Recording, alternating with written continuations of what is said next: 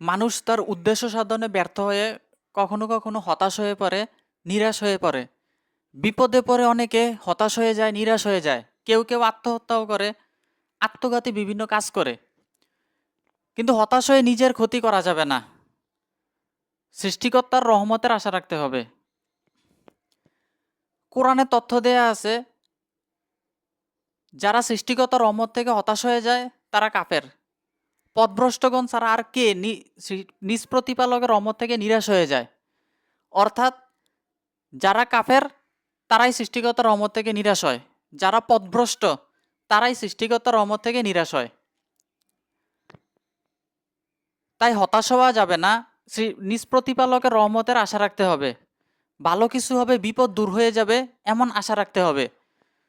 শুধু কোরআনের এই এক তথ্য স্মরণ রেখে মেনে চললেই, নিজের ক্ষতি নিজে না করলে